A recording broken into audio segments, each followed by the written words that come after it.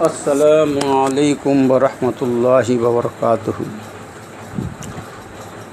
درود شریف پڑھ لیجئے۔ اللہم صلی علی سیدنا محمد وعلی آلہ واصحابہ وبارک وسلم کما تحب و ترجا عدد ما تحب و ترجا۔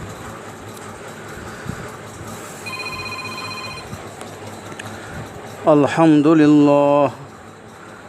للہ نحمدہ ونستعینہ ونستغفرہ ونؤمن بہ ونتوکل علیہ ونعوذ باللہ من شرور انفسنا ومن سیئات اعمالنا من یہدہ اللہ فلا مضل لہ ومن یضللہ فلا ہادی لہ ونشهد أن لا إله إلا الله وحده لا شريك له ونشهد أن سيدنا ومولانا محمدا عبده ورسوله أما بعد فأعوذ بالله من الشيطان الرجيم بسم الله الرحمن الرحيم صلی اللہ تبارک و تعالی علیہ وعلی آلہ واصحابہ وازواجہ وذریاتہ واہل بیتہ وعلماء امتہ ومشائخ زمرتہ ذوی ملتہ اجمعین۔ اما بعد فاعوذ باللہ من الشیطان الرجیم بسم اللہ الرحمن الرحیم۔ ان اللہ اشتری من المؤمنین انفسهم واموالهم بان لهم الجنہ۔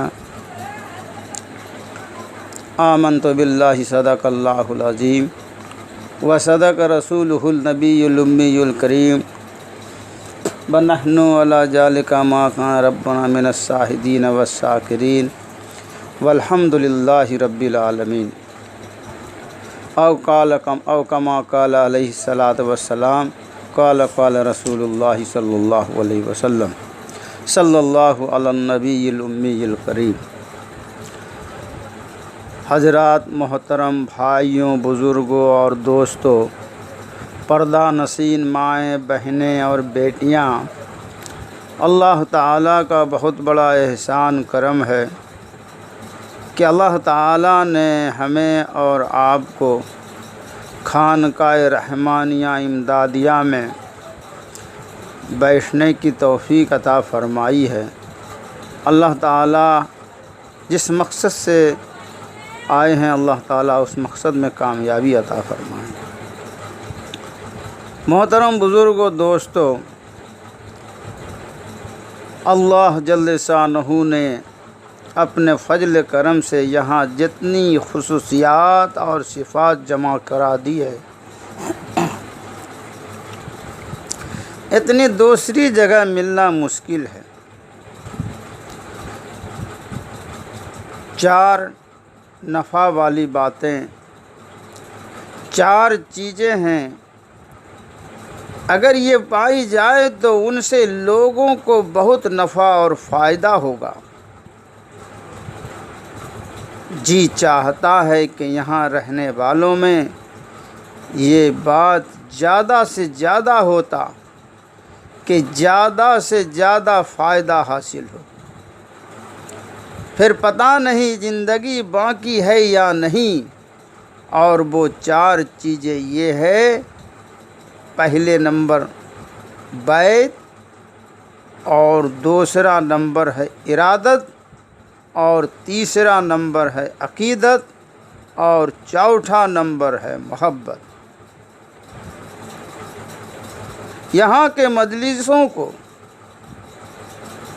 اور دنوں کو آخری سمجھ کر محنت کیا جائے، ایسا سمجھا جائے جیسے آدمی انتقال ہو رہا ہو اور وہ دنیا کو رخصت کر رہا ہو، اور دنیا والے اس کو رخصت کر رہے ہوں۔ ایسی نماز پڑھو جیسے یہ آخری نماز ہو۔ حدیث میں ہے صلی صلاۃ مبدئن، جیسے یہ آخری نماز ہو اور جیسے دنیا چھوڑنے والا ہے۔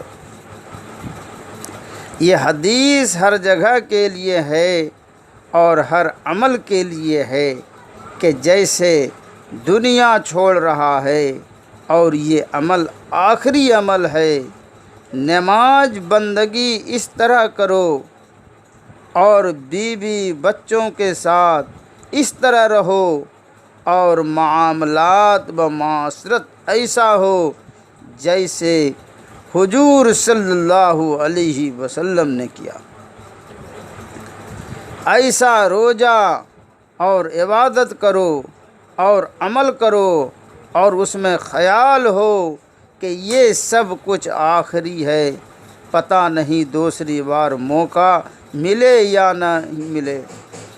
یہ دو باتیں جس میں آ جائے گی وہ دو باتیں یہ ہے، حضور صلی اللہ علیہ وسلم کا طریقہ ہو، جو بھی عمل ہو یہ سمجھ کر کرے کہ پتہ نہیں پھر موقع ملے یا نہیں، تو ہر طاعت عبادت میں بے انتہا خشوع و خضوع اور محبت اور جی کا لگنا ہوگا۔ نماز میں، اعتکاف میں جیسے اللہ سے باتیں کر رہا ہو، یہ میں تحریری طور پر کہہ رہا ہوں۔ اصل بات تو مجھے اور بیان کرنی ہے، تو عمل کی توفیق ہر سال مانگنی چاہیے۔ خدا ہم سب کو ہر سال ان اعمال کی توفیق عطا فرمائے۔ لیکن جب ہم عمل کرنے لگے تو اس بات سے ڈریں کہ یہ عمل پتہ نہیں آخری نہ ہو، اسی طرح عمل کرنا چاہیے۔ بیع کہتے ہیں بیچنے کو، اور خریدنے کو بھی بیع کہتے ہیں، لیکن جب مرید کہتا ہے کہ میں نے بیع کی تو اس کا مطلب یہ ہے کہ میں نے اپنے آپ کو بیچا، اور جب پیر بولے کہ میں نے بیع کی تو اس کا مطلب یہ ہے کہ میں نے خریدا۔ خلاصہ ہوا کہ خریدنے والا بیچنے والا نہیں اور بیچنے والا خریدنے والا نہیں۔ اس کی وجہ کیا ہے؟ حق تعالیٰ ارشاد فرماتے ہیں ان اللہ اشتری من المؤمنین انفسهم واموالهم بان لهم الجنہ۔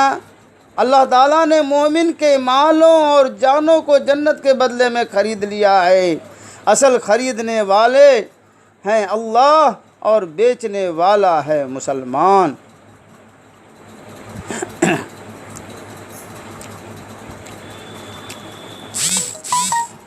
یہ خرید فروخت ہو چکی ہے۔ جب مسلمانوں نے کلمہ پڑھ لیا تو اس نے اپنی جان اور مال کو بیچ دیا۔ اس لیے انسان کی جان اور مال اللہ تعالیٰ کی ملکیت میں ہے۔ اب ہماری جان اور سانس کا مالک اللہ تعالیٰ ہے۔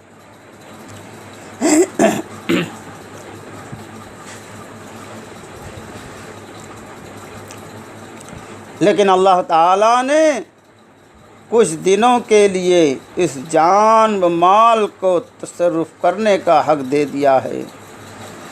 اس اعتبار سے اللہ تعالیٰ کا ہو کر بھی ہمارا ہے، لیکن تصرف کا حق ملنے سے ہم یہ سمجھ بیٹھتے ہیں کہ یہ جان میری ہے اور یہ مال میرا ہے۔ اگر ہر انسان اپنی جان و مال کو خدا کا جانتا اور سمجھتا تو دنیا میں اتنے خرافات، لڑائیاں اور جھگڑے نہ ہوتے۔ خدا یہ سمجھا رہے ہیں کہ فرض کر لو کہ اے انسان یہ جان و مال تیرا ہی ہے، تو اپنی جان و مال کو میرے ہاتھ بھیج دے۔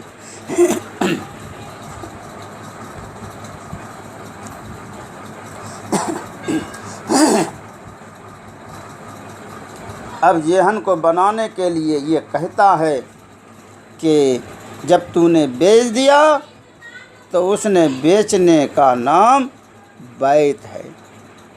خدا جان کو اور مال کو مفت نہیں چاہتا، بلکہ فرماتے ہیں کہ ہر بیعت کا بدلہ جنت ہے۔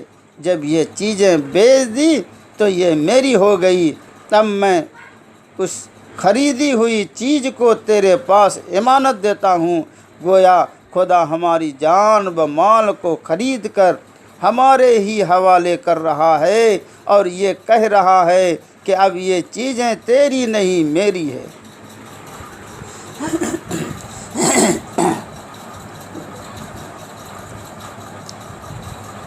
یہ چیزیں تیرے تصرف میں ہے، لیکن تو آزاد نہیں ہے کہ جہاں چاہے خرچ کرے، بلکہ اب میں جہاں کہوں وہاں اپنا جان و مال خرچ کرنا۔ اب تیرا جان اور مال میرے راستے پر اور غریبوں کے لیے، بلکہ جہاں میں کہتا ہوں